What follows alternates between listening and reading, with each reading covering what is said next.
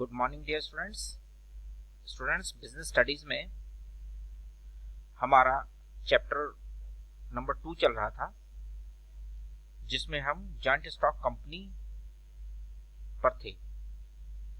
Joint stock company के बारे में आपको बता दिया गया था कि इसको हम कंपनी के नाम से भी जानते हैं और इसको इंडियन कंपनीज एक्ट जो रिवाइज्ड हुआ है 2013 उसके अकॉर्डिंग एस्टेब्लिश किया जाता है।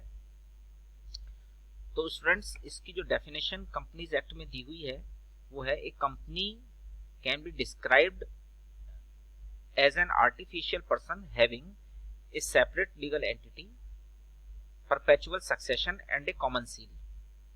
यानी कि कंपनी एक आर्टिफिशियल पर्सन है जिसकी एक अलग लीगल एंटिटी है, यानी लॉफुल एंटिटी है, लॉन्ग पीरियड के लिए ये एस्टेब्लिश किया जाता है और इसकी एक सील भी होती है, एक कॉमन सील होती है जिससे इसको पहचाना जाता है। स्टूडेंट्स, इसमें हम इसके फीचर्स भी पढ़ चुके हैं। जैसे कि फीचर में था आर्टिफिशियल पर्सन, ये आर्टिफिशियल पर्सन है, ना इसको छू सकते हैं, ना देख सकते हैं, ना ये रन कर सकता है।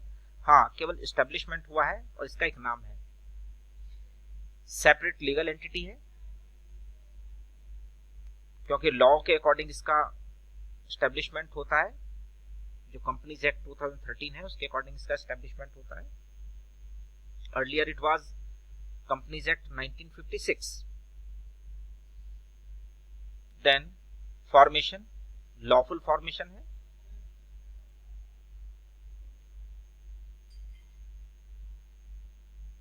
परपेचुअल सक्सेशन यानी क्रिएटेड बाय लॉ और एंड बाय लॉ, यानी लॉ से ही ये बना है और लॉ से ही ये कंपनी खत्म होगी यानी वाइंड अप होगी।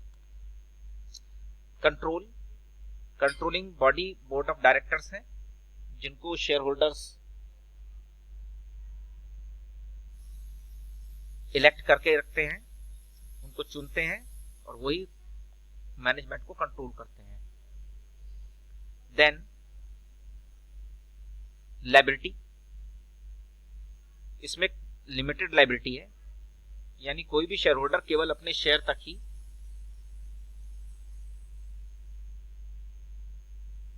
अपना लॉस बियर करेगा।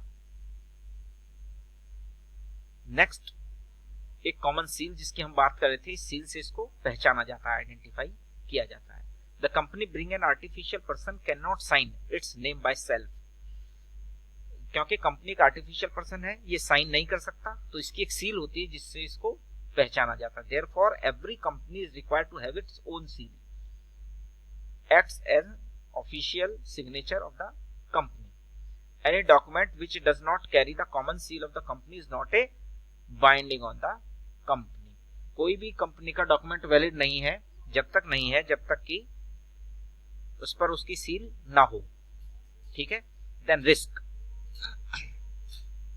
जो शेयर होल्डर है वो इसमें रिस्क को बियर करते हैं। अब बात करते हैं स्टूडेंट्स मेरिट्स की। ये कंपनी है, इसके क्या क्या फायदे हैं। ठीक है। नंबर 1 है इसकी लिमिटेड लायबिलिटी। ठीक है। देन लिमिटेड लायबिलिटी का मतलब है कि शेयर होल्डर अपने शेयर्स तक ही, जितना उनका पार्ट है उतने तक ही वो उस लायबिलिटी को बियर करेंगे। देन ट्रांसफर ऑफ इंटरेस्ट, यानी कि शेयर होल्डर्स अपने शेयर्स दूसरों को ट्रांसफर कर सकते हैं, तो वो कंपनी के ओनर बन जाएंगे, यानी कि जो शेयर्स हैं वो सेल परचेज कंटिन्यू किए जा सकते हैं। ठीक है। Next, scope for expansion.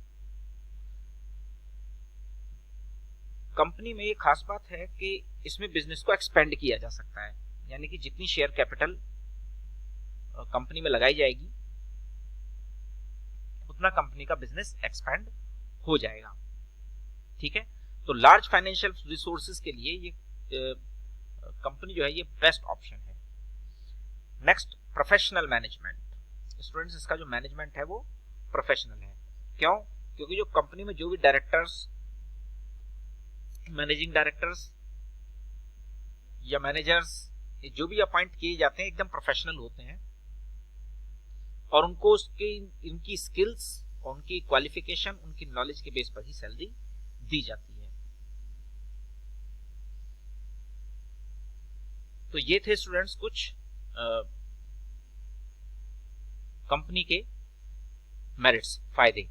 ये खास बात थी कंपनी की कि कंपनी के रिसोर्सेज हैं, इसके पास में कॉमन सील है, लिमिटेड लायबिलिटी वगैरह है। लेकिन जहां किसी में कुछ बेनिफिट होते हैं वहां लिमिटेशंस भी होती हैं। तो आइए कंपनी की लिमिटेशंस को भी स्टडी कर लेते हैं। Number 1, complexity in formation. Company को जब स्टैब्लिश किया जाता है तो इजीली स्टैब्लिश नहीं होती, इसकी बहुत सारे लीगल रिक्वायरमेंट्स होती हैं, बहुत सारे डॉक्यूमेंट्स होते हैं, बहुत फीस भी लगती है, इसकी रजिस्ट्रेशन फीस भी होती है। तो कंपनी को जो भी जब स्टैब्लिश किया जाता है तो इसको स्टैब्लिश करना बहुत आसान नहीं है। ये कॉम्प्लेक्स टास्क है। Lack of secrecy.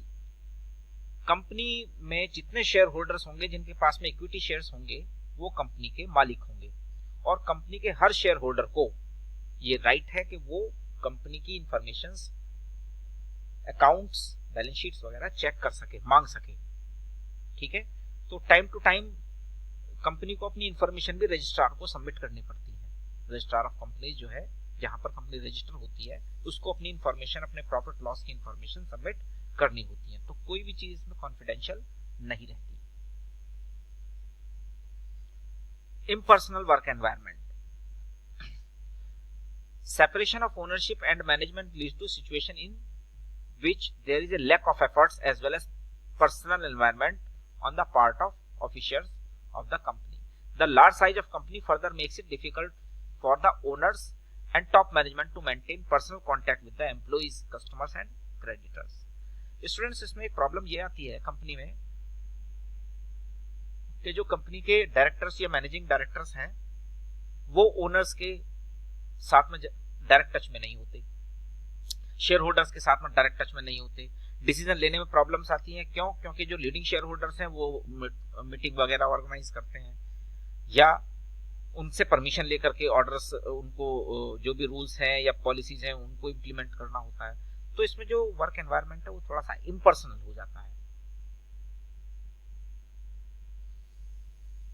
Next, numerous regulations. बहुत सारे रूल रेगुलेशन है कंपनी के, तो ये भी एक सबसे बड़ी प्रॉब्लम है क्योंकि जितने लॉज हैं, प्रोविजंस हैं कंपनी एक्ट में, वो सब यहाँ फॉलो होते हैं। तो बहुत सारे रूल रेगुलेशन है, तो ये थोड़ी सी इसकी कमी है कि बहुत सारे रूल रेगुलेशंस को फॉलो करना पड़ता है। डिले इन डिसीजन मेकिंग, जिसकी हम अभी बात कर रहे थे, क्योंकि सभी शेयर होल्डर्स हैं, बोर्ड ऑफ डायरेक्टर्स की मीटिंग बैठानी होगी, लीडिंग शेयर होल्डर्स को वहां पर इन्वाइट करना होगा, 18 मंथ्स बिफोर पहले मीटिंग की एक नोटिफिकेशन निकालनी होगी। तो इसमें जो भी डिसीजन होते हैं ना वो डिले हो जाते हैं क्योंकि ये लेंथी प्रोसेस से ये डिसीजंस होकर के निकलते हैं। कॉन्फ्लिक्ट्स इन इंटरेस्ट। इसमें कई बार कॉन्फ्लिक्ट्स भी हो जाते हैं क्योंकि सभी शेयर होल्डर्स सेटिस्फाई नहीं होते कंपनी की पॉलिसीज से, उनके ऑपरेशन से, जो कंपनी ऑपरेट करती है, जिस मेथड से कंपनी ऑपरेट करती है। तो हमेशा इसमें कॉन्फ्लिक्ट्स की भी गुंजाइश रहती है। तो इसमें कॉन्फ्लिक्ट्स के भी बहुत ज्यादा चांसेस हैं। ठीक है स्टूडेंट्स, तो ये थे आपके कंपनी के मेरिट्स एंड डिमेरिट्स। इससे आगे का पोर्शन हम अपनी नेक्स्ट वीडियो में आपको बताएंगे। Okay students, thank you.